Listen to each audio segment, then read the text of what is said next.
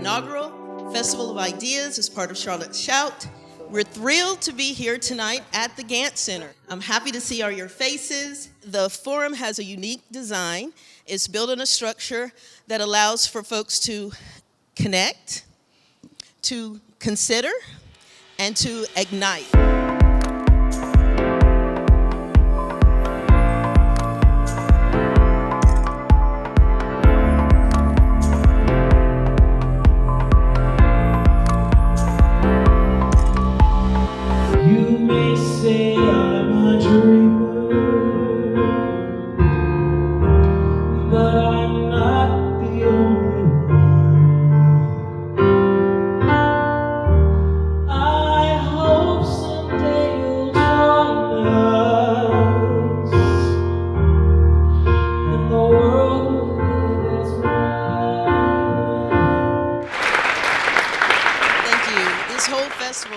Around the idea that an idea is salvation by imagination.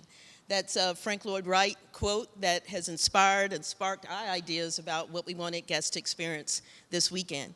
And so with that, I'll invite Mark Paris to the stage. He is the executive director, the founder, mastermind behind the Charlotte Center for the Humanities and Civic Imagination. We believe that underneath the surface, we all have this deep desire to be known and to know and to be seen in our real and true selves. And so we're going to invite you to have conversations with the people around you. And if there's someone you don't know, we encourage you to have that conversation as opposed to maybe someone you arrived with. There's a magic in meeting someone you haven't met before. The first question is, when you hear the word citizen, what comes up for you? And then the second question is, what memory or story or person in your life comes up with you as you think about the notion of citizenship?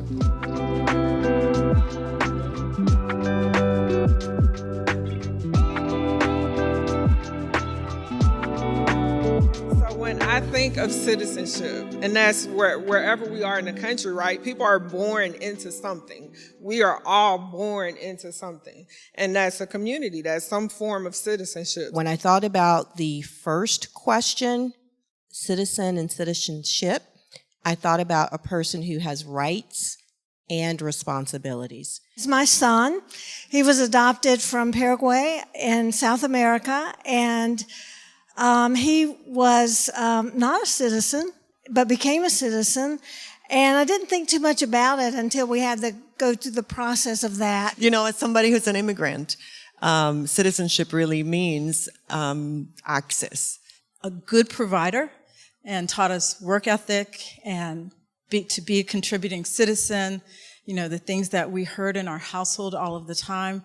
And yet he was often denied a lot of the things that he fought so hard for us to have. And he was a citizen who served his country, but always recognized and remembered and lived with the paranoia and the intersectionality and the double-mindedness that we often find ourselves having to deal with.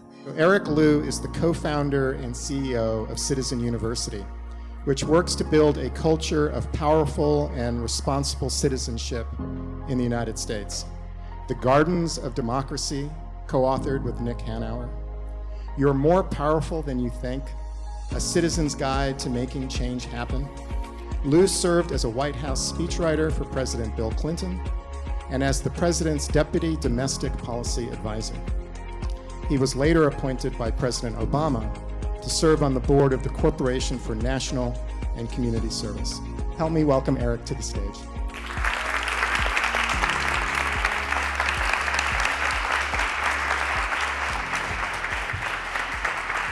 Thank you so much, Mark. I'm hopping up here because I'm not as tall as Mark, and I want you all to see me. Line of sight. I am just thrilled to be here tonight, and I really want to begin by thanking Mark and Valeda for designing this whole evening the way they have. That process of connection I hope for you it was very stirring. It was moving to see you talking to each other, leaning in. And I know some of you came together and knew each other already, but some of you didn't. But then to hear what you just shared out, I'm tempted to be like, okay, I'm done. Just keep doing this the rest of the night, because I think that really is where so much of the spark, the genius, the power of a community is when we actually create an invitation for people to share their sense of self, their stories, and realize all of a sudden how much we have in common across our stories. So just kudos for the way that this has been gathered, and kudos for, congratulations that this is the first such festival. Yeah. This idea that what you're trying to do here is not just have a cool event, not just stimulate ideas, but really awaken people's sense of what this town can be, from success to significance. I love that. That was just profound, right? And I think this is a successful city. Look out the window here. Those of you who've lived here for many, many years remember when it didn't have all this, and remember when this wasn't the hub it is now for so many different kinds of industries. And at the same time, one of the questions that you face as an individual, as a community, as a city, as a country, is when you achieve some threshold of success, do you at that point just say, I got it good. This is awesome. Yay me, right? And just fall into this lazy pattern of self-satisfaction? Or do you actually ask yourself a deeper question of, what's the point? What is this for? What is all this shininess for? For whom is all this wealth if it's not common wealth? What is the aim of what we're striving to do here if it's not going to last longer than a tweet? How are we going to do something that has generational, societal, structural significance? And that's what this gathering is about. And I just want to salute you for making it happen. Because I think, to me, it is an instantiation of everything that you all were just talking about during that first segment. What is citizenship? It's showing up on a Friday night to a gathering of people when you have a lot of other stuff you could be doing. What is citizenship? It is sitting down next to somebody who maybe you've seen across town but you don't really know, and just lean in and start a conversation. It's deciding when you've been invited to cut right past small talk and like, hi, where are you from, what neighborhood, whatever, and just go to tell me a story that evokes something, tell me a memory, share some pain that's in there, as well as some of the beauty. And, a lot of the fibers of your being are like, I did not sign up for this tonight. Like, why am I having to go there right now so quickly? And citizenship is deciding, I'm still going to go there. Citizenship is deciding when someone like Mercury, I think he's had to leave, but when someone like Mercury comes and sings a song that we've all heard 1,000 times, the original version of, we've heard 1,000 covers of the original version of, and yet when he sang it here the way he sang it,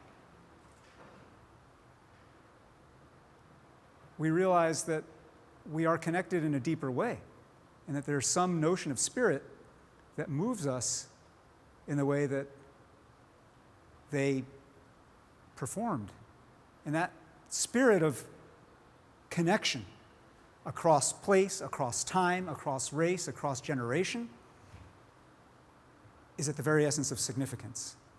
I wanted to actually, before I began the kind of formal part of the remarks that I had planned here, open with a little bit of my own answer to the question that you posed at the beginning here, because it's a way maybe of introducing myself and the work that I and my colleagues and teammates do. So you heard, I co-founded and lead an organization called Citizen University. Our work is about fostering a culture of powerful citizenship. And so a very valid question right off the bat is, what's that? What do you mean? And I always begin by saying that my conception, in our work, my conception of citizenship, I do not mean citizenship as legal status, documentation status. I'm not talking about whether you are a United States passport holder and whether under the Section 1 of the 14th Amendment of the United States Constitution you have birthright citizenship. Right? I'm not talking about that legal dimension of citizenship that comes with rights and protections and comes with exclusions and immunities or not. I mean the deeper, broader, more capacious ethical sense that so many of you spoke of and that all of you embody by being here tonight, and that is the sense of being a member of the body, a contributor to community, someone who feels like their fate is entwined with the fates of others around them, someone who really recognizes at the deepest level that there's no such thing at the end of the day as someone else's problem.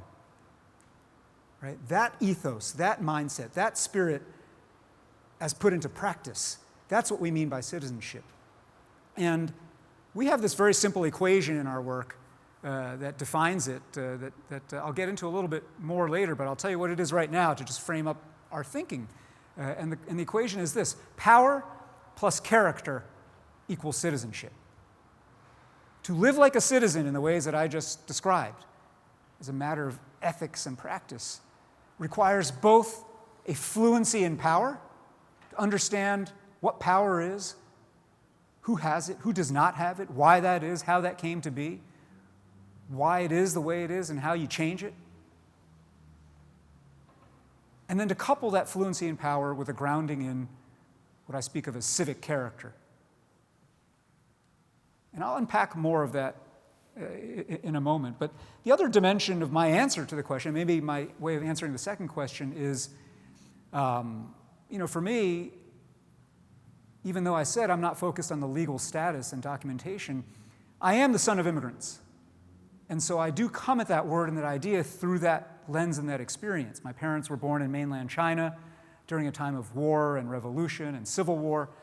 They came to the United States in the late 1950s, ended up in Hudson Valley of New York, outside of Poughkeepsie, New York.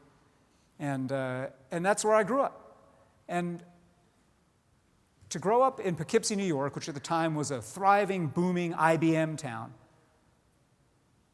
in the second half of the 20th century, at the peak of American power, one of the things that I was reminded of many ways, many times, and usually non-verbally, was that all I had done was to have the dumb luck to be born here.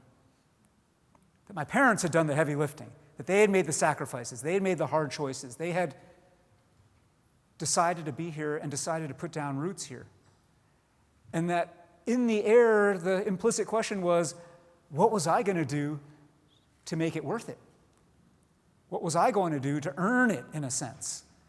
And so I don't mean earn it in the sense of United States citizenship. They didn't seek that for another 20 years. I do remember when they got naturalized in 1977. But I mean earn it in this deeper sense, right? Everybody can say they love Charlotte. But how do you get to earn it? You get to earn it when you show up for gatherings like this. You get to earn it when you decide, I'm going to connect with other people and make this place a little better than it was 10 minutes ago, and a lot better than it was a generation ago. You earn it by committing to it. And this is what I wanted to speak about tonight, this idea of what it means to activate our imaginations, our civic imaginations, in the spirit of making this a place of significance. And there are three dimensions to this notion of civic imagination and citizenship that I want to speak about tonight: place, power, and purpose. I just want to say a few words about each of these. And then we will open it up for conversation and questions and interchange with each other. But let me begin with place. So another way that we all could have, probably should have answered question number 2 about who do you think of here is somebody named Harvey B. Gantt.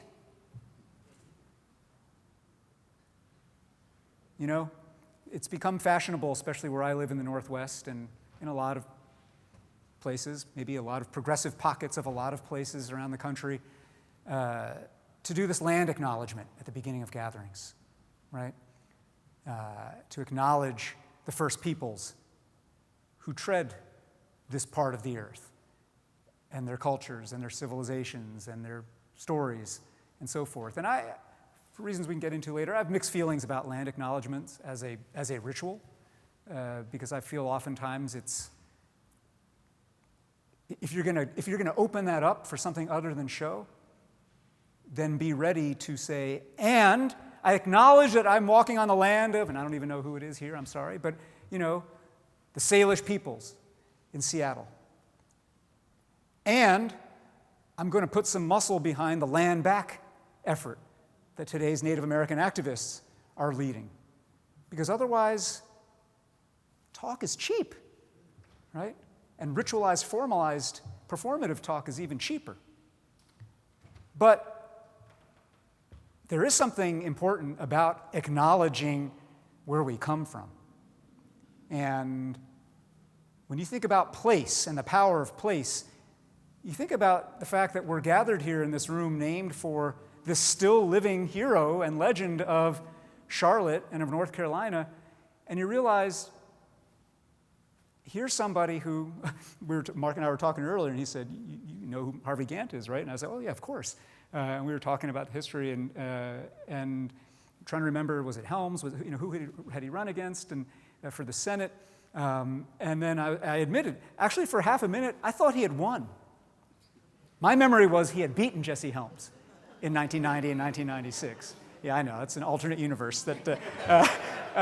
My memory was that he had, but why do I have that memory?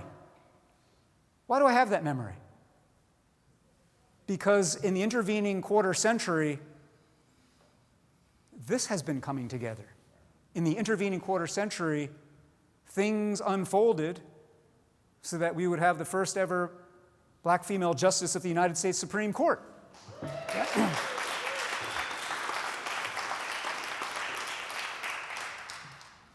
That we would have a multiracial, multi-generational, multi-faith, multi-everything group of people coming together on a Friday night here. That's what probably gave me the vague impression that he must have won.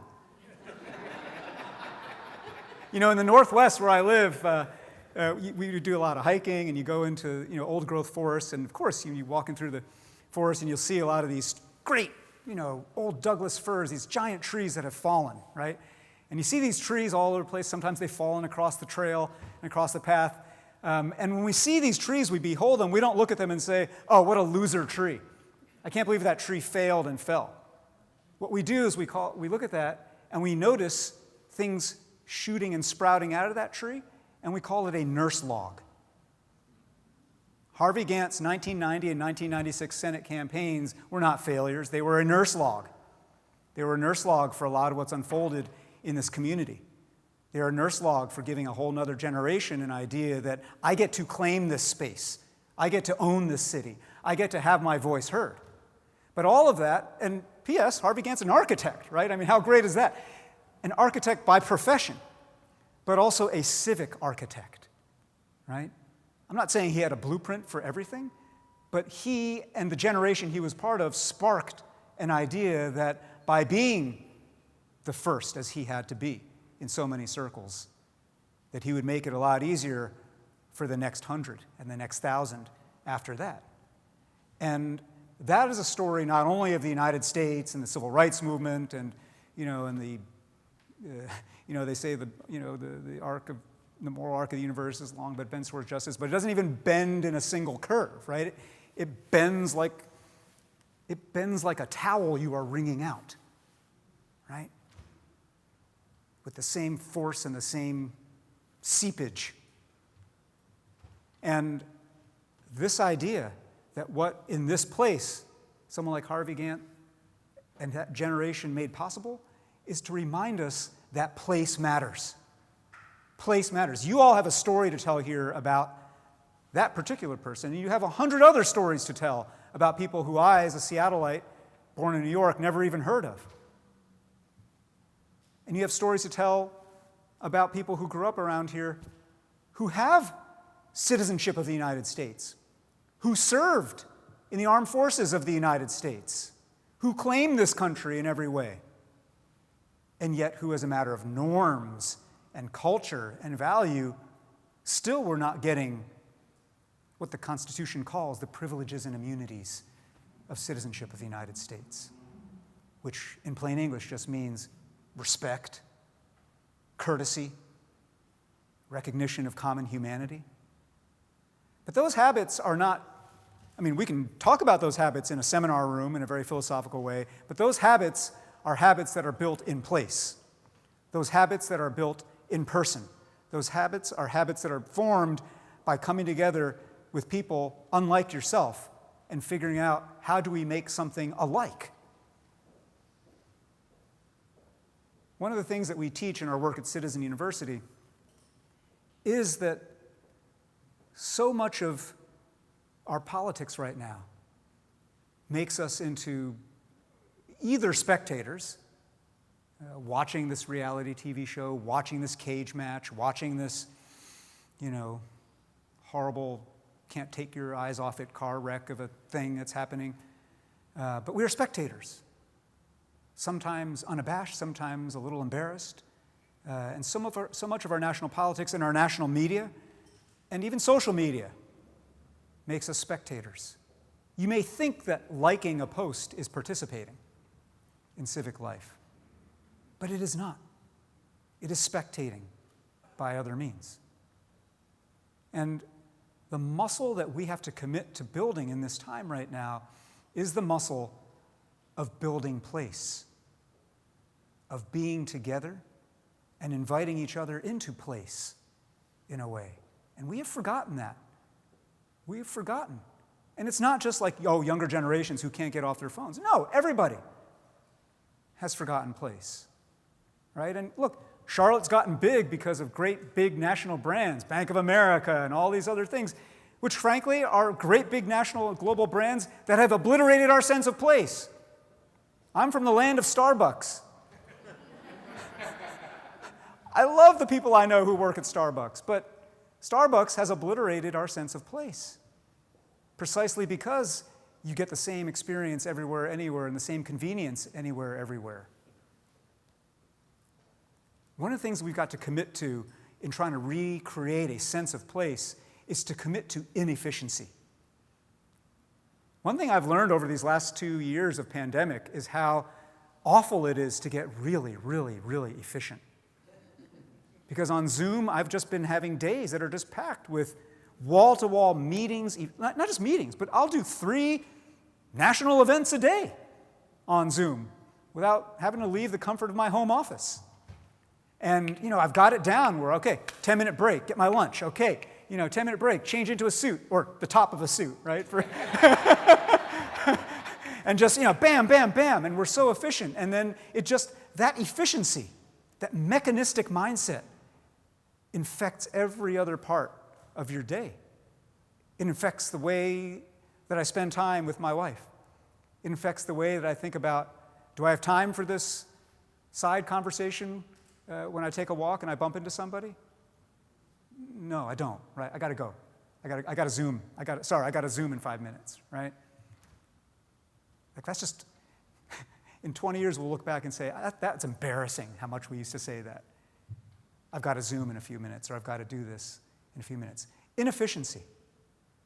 So much of the force in modern life pushes us towards an efficiency that is without memory and without roots and without human color, texture, sense. And so the first thing that we've got to do if we want to live like citizens, if we want to make this a place of significance, is to celebrate inefficiency. A little friction is good. A little bit of, I'm not quite sure who's in the room. I'm not quite sure what I'm supposed to do here. I'm not quite sure who's going to show up, but I'm going to do, as we've done here, an invite. I'm going to invite people to join me. We have a program at Citizen University called Civic Saturday. And Civic Saturday is a civic analog to a faith gathering. It's not church or synagogue or mosque, but it has the arc and the flow and the feel of such a gathering on purpose. On purpose because, number one, in the work of trying to get people together in place to make meaning together, organized religion has figured out a few things over the millennia. But number two, on purpose, Because democracy itself, the work of making democracy work, is on so many levels a faith-based pursuit. I don't mean faith in a God or a deity. I mean faith in each other. Democracy works only if enough of us believe democracy works. That's it. There's nothing magic about the parchment that the Constitution was written on. Just like there's nothing magic about the green rectangular piece of paper called a dollar bill that calls itself legal tender and has the words U.S. Treasury on it and crazy Masonic symbols on it. It's not magic, even with those symbols. It's just a piece of paper that we all have made a perpetual, multi-million-fold agreement that this thing should mean something. And it's the same with democracy. It's just this million-fold mutual agreement that this thing should mean something. And when times are normal, we don't even pay attention to the fragility of that agreement. But when, as now, times are profoundly abnormal, we suddenly realize how evanescent that is, how easily people can say, no, that's not what democracy is. I too am defending democracy by leading an insurrection. I too am defending democracy by denying the facts of a vote. I too am defending democracy by trying to block you from voting.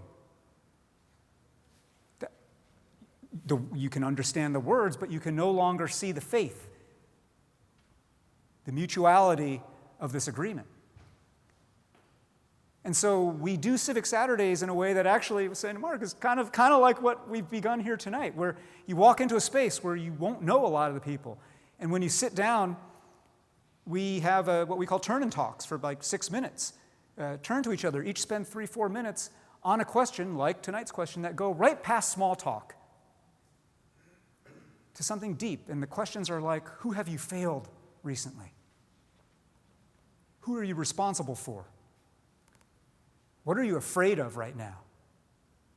And because everybody's doing it in simultaneous pairs of conversation and it's go, people just go and they lean in.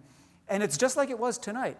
You think people would be scared of it, but in fact, people are dying to be invited, to be asked to share a little bit of their heart, especially after the years we've been through together. And then after that, there's song.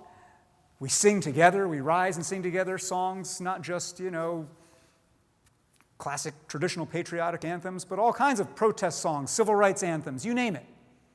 And then there are readings of texts that you might think of as civic scripture. And again, not just the obvious ones, the Gettysburg and the preamble of the Constitution and so forth, but Susan B. Anthony's speech at her trial for the crime of attempted voting, or the first and last parts of The Souls of Black Folk by W.E.B. Du Bois, or the critical lines in the Supreme Court case Wong Kim Ark versus United States, which actually codified the principle of birthright citizenship when it said that a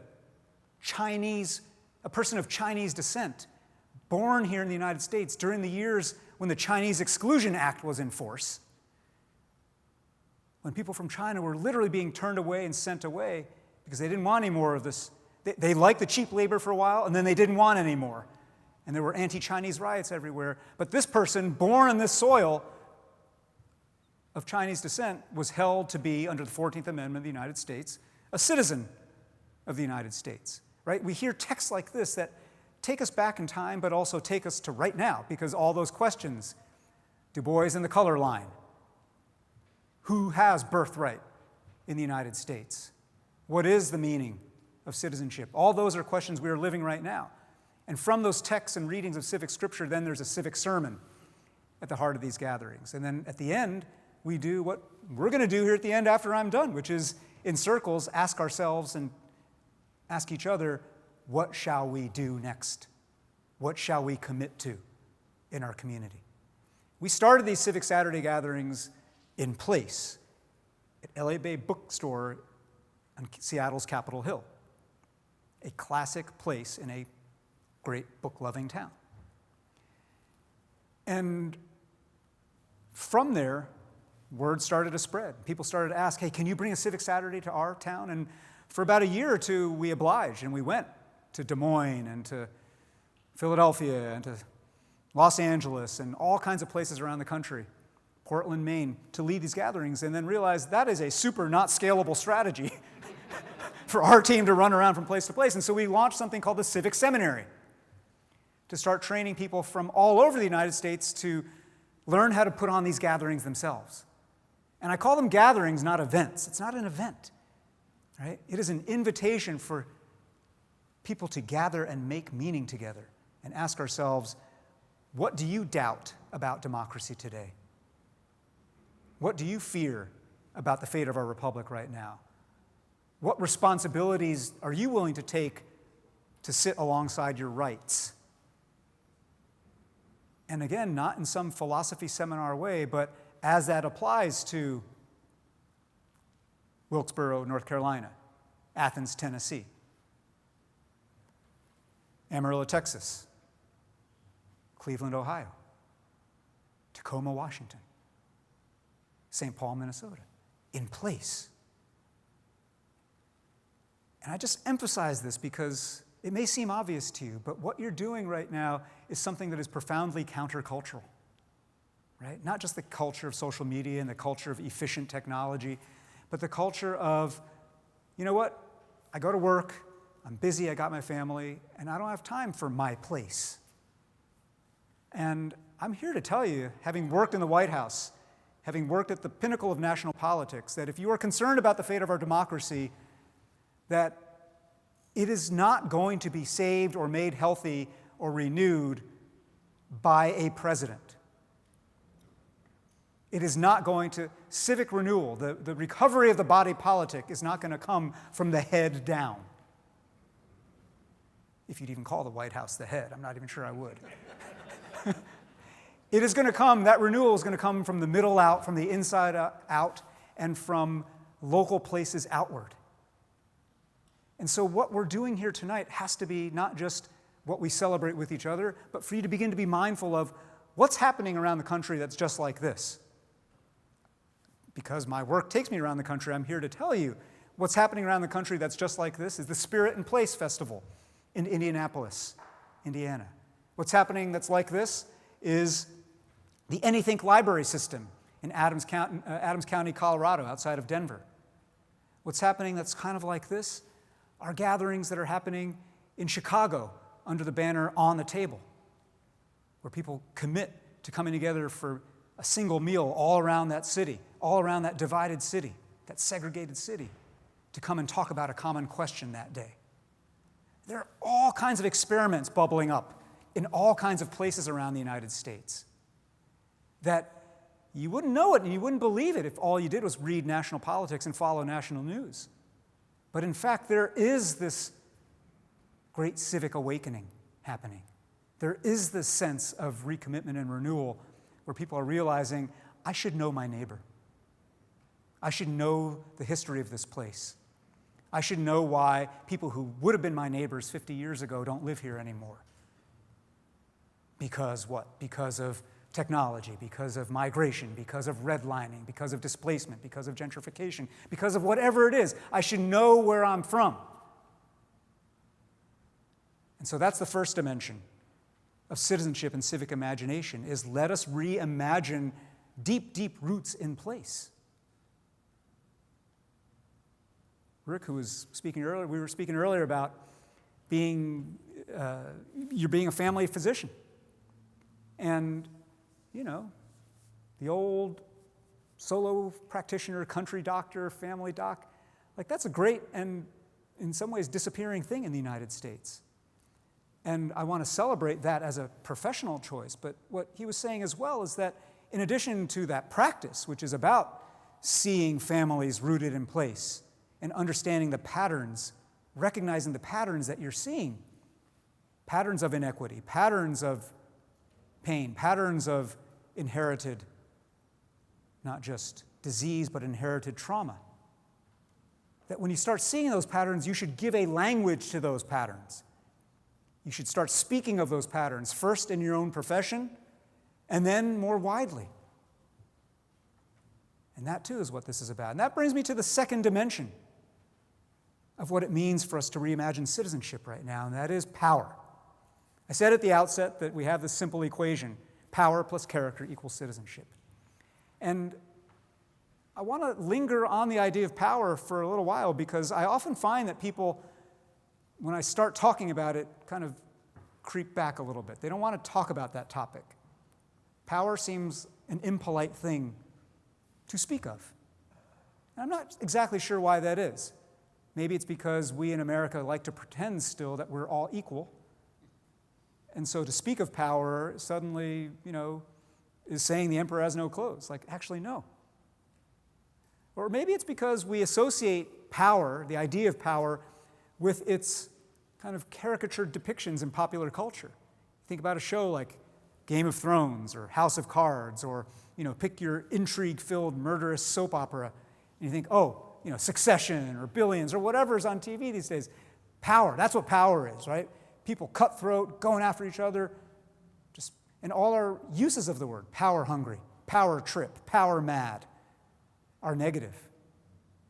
And yet, one of the core responsibilities we have as citizens is to become fluent in power. Why?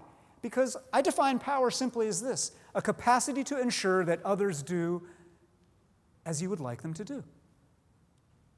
And you think, ooh, that sounds kind of like, again, domineering, right? Like, ooh, manipulative, kind of evil. But come on, get real.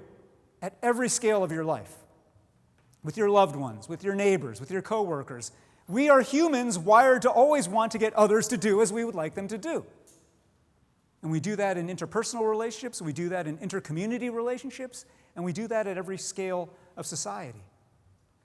That capacity to try to move others to do as you would like them to do, when applied to questions of common concern, of public import, is what you can call civic power. And civic power, in the ways that I've written about it in my book on this topic and that we teach in our work at Citizen University, there are 3 laws of civic power that are really important to remember.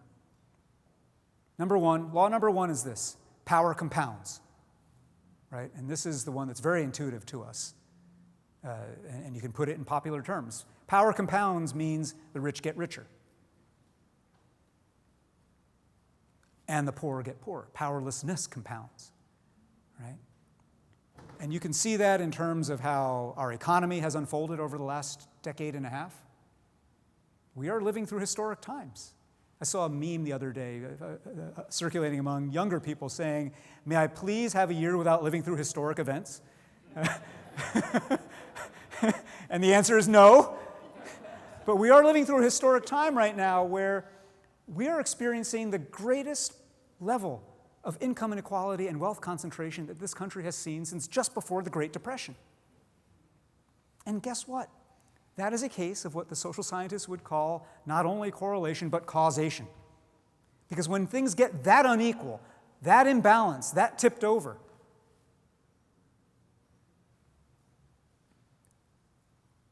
the whole thing tips over. The wealthiest 1% of us account for almost a quarter of national income right now. Imagine if a quarter of your blood supply, we have a couple physicians here in the room. What would happen if a quarter of your blood supply was concentrated in your pinky? Your pinky for a little while would think, man, life is good, right? I feel like I could lift anything.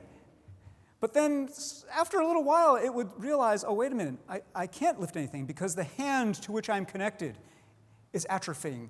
And the limb to which that hand is connected cannot raise itself. And the heart, which is trying to pump the remainder of that blood through the rest of that whole body, is straining and aching. And suddenly it would realize belatedly before things went dark, oh my goodness, I am of the body. I am of the body. I thought I could sever myself, but I am of the body. Well, we're living through a time right now where a very few privileged people in the United States think they can sever themselves from the rest of us. And that has given us the angry politics of both the right and the left over the last 15 years. I don't think the word populism is a bad word. People use populist like it's, they always use it to say, these populists in Eastern Europe, these populists who are supporting the previous president. All populism means is of the people. And one way or another, the people, the other 74% of that blood supply, the other 99% of our wealth and income inequality, are going to be heard. And so power matters. Literacy and power matters because we have a responsibility to recognize the ways in which inequality compounds. And this first law, that power compounds, is especially bad in the United States right now, but it's as old as humanity. It is the Matthew effect, if you want to cite Scripture, right? Matthew 25. And this idea that those who have shall have more, and those who have not will be forced to yield even more.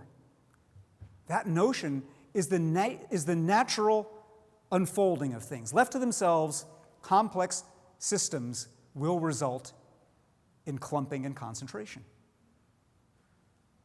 You see in a windy day like this, leaves blowing around in this plaza here, and it's complexity, it's chaos. There's no pattern to it, but there is a pattern to it. After a while, left to themselves, those leaves are going to clump up in one corner.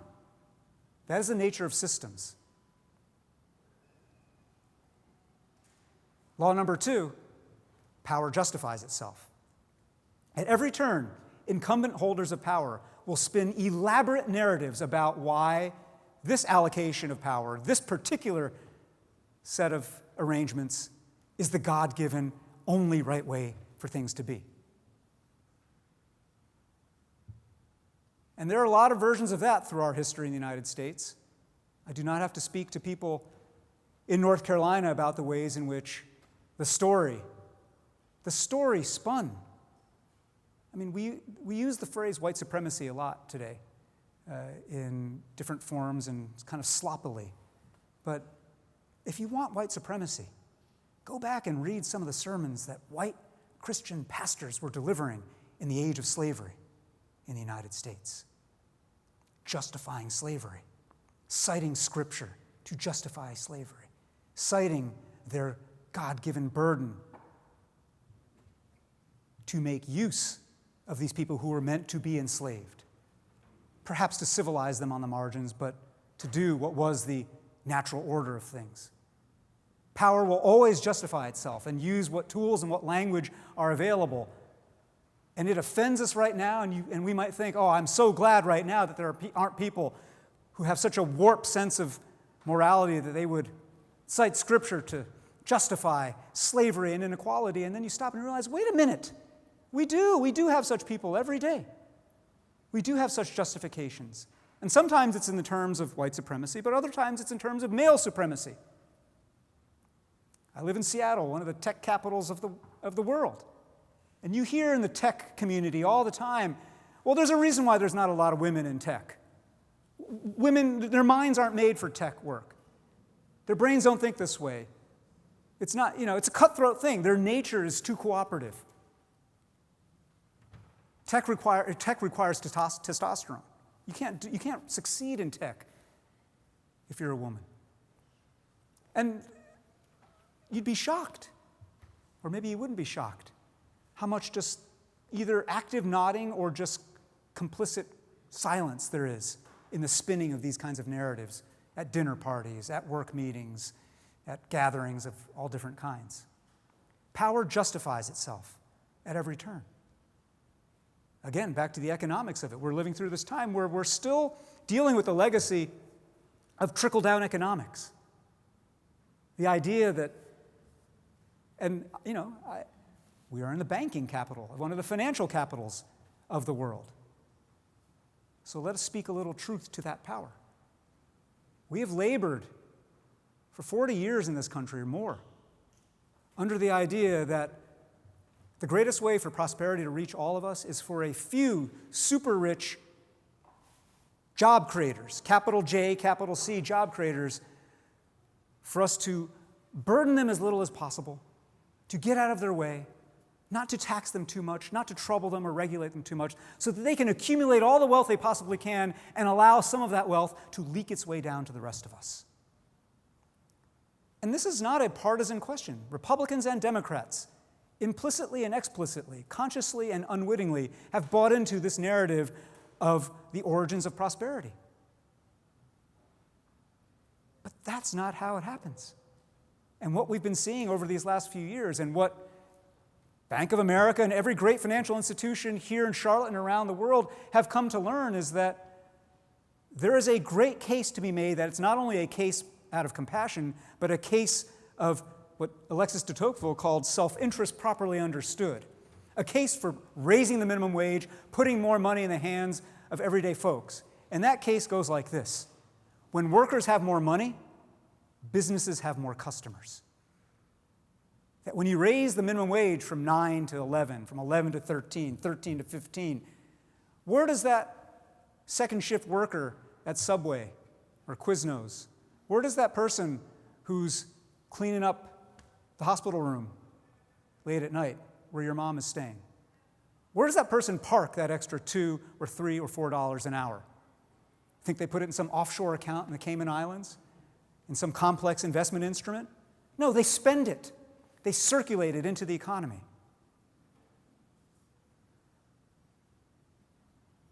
What we are learning during this time right now is that the true origins of prosperity are middle out and bottom up, not trickle down. But that is a battle of narratives, and the dominant narrative still is a trickle-down narrative. And so if all you had were these first two laws of power, that number one, power always compounds and concentrates when left to itself, and number two, power always justifies itself and spins these elaborate fairy tales about why things are the way they are and why you ought to be happy with what little you may get from this arrangement. If all we had were those two laws, we'd be stuck in this pretty grim doom loop. And a lot of people in America feel pretty stuck in a pretty grim doom loop. But thank goodness there's law number 3. And law number 3 is this: power is infinite. Power is infinite. Now, this is not some woo-woo, New Age Seattle guy coming to sell you something here tonight. I mean this. I mean that in even the most rigged, unequal, static-seeming situations, it is entirely possible for those on the short end of that equation to generate brand new power out of thin air through the magic act of organizing. Organizing, inviting 2, 5, 10, 50, 60 people to come together on a Friday night and ask ourselves, how shall we make this a city of significance? Tonight, you're not just having an interesting intellectual evening, I hope. You're not just having a good time. You're not just meeting each other. You are building power. You're building power because power emerges from people joining and organizing and figuring out what would it take. What would it take for us to make this a city of significance? What would it take? And that's not to say we're all going to agree on stuff. We're going to disagree because we come from different vantage points. And there are people in this room, I suppose, whose views are diametrically opposed to mine. And yet, here we are, rooted in place. And we owe this place something. What we owe this place is the willingness to organize each other and to build something together. This third law of power is also what is on display in these last dozen plus years of our national political life. Occupy Wall Street and the Tea Party. Bernie Sanders and Donald Trump. All of these are of the same phenomenon. People who have been cut out, told to shut up, made to feel like they're just on the sidelines or forgotten. And you may quarrel one way or another with whether they are justified in their feeling, but people who are feeling that way, feeling left behind, saying, I'm not going to accept this path, and I'm not going to sit here alone. I'm going to join with others to change this. And so I look at the turbulence and the polarization and the toxicity of our national political realm today, glass half full. It's dangerous. There's bad stuff going on, and we came, fairly close January 6th to a lot of things going sideways. And yet, I see the virtue in people not dying civic deaths of despair. Even most of those who showed up to the Capitol on January 6th showed up because they wanted to believe in something. They are dying to believe that life could have a purpose greater than just this struggle. They're dying to believe. They're dying to be part of something greater than themselves. The people who are following QAnon down that rabbit hole and falling into these conspiracy theories about conspiracy theories. It's too easy to mock them. It's too easy to roll our eyes or just keep our distance from them. For one thing, many of us are kin to them. For another thing, if you just look one layer beneath the QAnon stuff, you will find something that's in your heart as well, which is a desire not to be left behind, to not be left alone, to not be left for dead in the society that's emerging. And that brings me to the third and the final thing that I want to speak to here, which is purpose. If we commit, as we've committed tonight, to the idea of showing up in place and making this place better, if we commit to actually practicing power and making it comfortable to talk to each other about power, who does have power in this town? Who doesn't? Right? And how that's changed. I was celebrating earlier that you could have a place called the Harvey B. Gantt Center, but there's still 10 other things you could tell me about how power is still inequitably aligned, arrayed along the same old lines that people 100, 150, and 200 years ago would have recognized.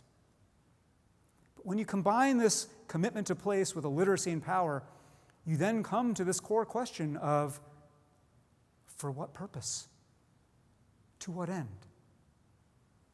And we often talk about in our work that, every one of us here can take an inventory of our own personal power. I invite you to just think about it. Like, they're all, again, I don't have to get into the details of it, but there are all these different sources of power: money, ideas, people power, social norms.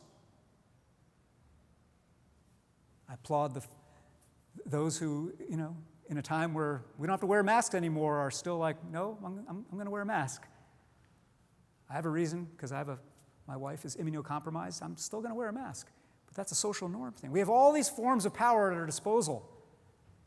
And when you take inventory of your money power, your people power, your ideas power, your social norms power, your power to move and influence government and state action, your power, if push came to shove, to use force. Push came to shove in Ukraine, and a lot of people have discovered their power. A lot of people who Putin assumed would roll over and be dead have come to great life.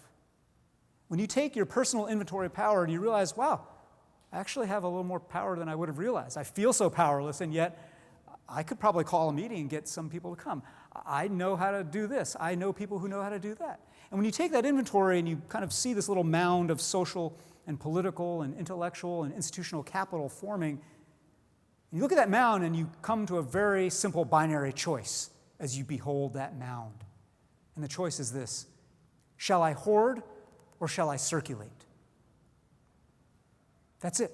Shall I hoard or shall I circulate? And the question of civic purpose right now is, how shall we make it more compelling for more of us to circulate? Because we live in a time, the dangerous thing about times of inequality is that inequality begets scarcity mentality, and a scarcity mentality begets more inequality. Forget about the economics of it. Think about how we all behaved during the pandemic. When the pandemic first arrived and how all shelves went bare, right? And you couldn't get toilet paper, right? Because one thing I'm going to make sure I never, the greatest indignity in the midst of this pandemic is to be run out of toilet paper. And I don't care if my, garage full of toilet paper means someone else is SOL, right? That kind of scarcity thinking, scarcity mentality comes, and it leads us to want to hoard and hold on to what we have. Why should I worry about that person who's not doing so well? Why should I care about that person who's on a minimum wage job? I'm doing okay. They should work harder. Why should I care about this person who doesn't have health insurance? That's their problem. They're making bad choices. They should eat better. Too much fast food, right? But what we have learned from this unrelenting, unforgiving teacher we've had over the last 2.5 years, Professor COVID. Professor COVID has reminded us over and over and over again what I said earlier. There's no such thing as someone else's problem. You cannot sever your fate from someone else's. Bummer for you that you don't have health insurance and you live in a one-room apartment with 5 other people. Well, that bummer for that person does become a bummer for me if one of the 5 people living in that little apartment is my mother's caregiver, or stands next to me on the bus, or serving my meal. Our fates are entwined. And this question of purpose now, at the highest level, shall we hoard or shall we circulate, is something that, again, shouldn't have to be named, but it has to be named right now. And when I speak of purpose in civic life, I want to be very clear that beyond that simple binary choice of, okay, let us circulate power, let us figure out how, on a deeper level, we can remember that it's not every man for himself in Charlotte, but rather it's we're all better off when we're all better off. That this city thrives to the extent the least of us thrives. That this city is only as healthy as the least healthy of us is. And that is, again, commonsensical, stuff you've heard before, stuff that we forget every hour of our lives. And that those of us who are committing to citizenship in a place must figure out ways rooted in place to reanimate. And the last thing I want to say about purpose is this. Common purpose does not mean unanimity. Common purpose does not mean total consensus. When we seek out common purpose, when we seek out what does it mean for this to be a city of significance, and explore that question, if you have 50 people in a room, you're going to have 50 different takes on that. And that is the beauty and the power of Charlotte and the beauty and the power of the idea of the United States. That our strength, it's not just that our strength is our diversity, but rather our strength is what we potentially do with our diversity. I don't simply celebrate the fact that, we could do a little Noah's Ark in here, say two of every kind here in this room tonight, right? Great, yay us, right? The photographs will show a diverse room gathered this evening. That's inert diversity as just this kind of statistical fact. The question of what shall we do with that diversity, how shall we put it into action, how shall we make something of it, has to do with our commitment to hybridity, not unanimity. We're not all going to get on the same page about what's going to make Charlotte great. But we're going to come up with new hybrid ideas by bumping into each other and by sitting next to each other and by colliding in this room here, hybrids that people would never have thought of before. Hybrids like things my parents couldn't have thought of when they were kids, like their Chinese, Scotch, Irish, Jewish granddaughter. Never would have thought of that, right? Or like this joint I saw yesterday in New York, Taco Mahal, combining Mexican food and Indian food, right? And it didn't sound that great to me, but still, you got to try, right? But that spirit of hybridity and embracing the fact that our common purpose here is to seek out a city in which more of us are going to thrive. And ultimately, all of us are going to thrive. But the way we get there is going to be as diverse as us. There's a big what, which is a Charlotte that is significant, compassionate, just, inclusive, thriving. And there are many, many, many small hows. That big what, small how combination is what it's going to take for us to actually pursue civic purpose. And I think when we think about civic imagination, what I want to close with is this simple idea. Imagine this time next year.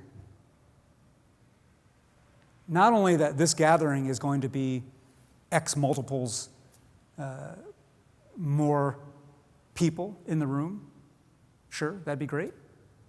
but actually that every one of you will have committed to X multiples more forms of engaging, X times more forms of invitation, X times more of making yourself a little bit more vulnerable, X times more learning and staying curious about the people you are sure you don't like because of how they vote, how they pray, how they look, how they dress. X times more forgiving of yourself for your own failures of imagination. Picture that. I really want you to sit here right now and picture what's that going to be like, not just when we get back together here a year from now with whoever else is in the room with us, but how will each of you have changed? And how will that change in each of you have reverberated out into the way that this city feels and what the culture of this city is? Like I said, President X or President Y is not going to do that for us. You hear a lot of ex-presidents, Harry Truman, Barack Obama, others, say this line that just sounds like false humility, which is the greatest office in the United States is the office of citizen. Right? And that's just an ex-president trying to be a man of the people. But actually it's true. It's the greatest office. Not citizen of the United States, but citizen of Charlotte, citizen of your neighborhood, citizen of this body here.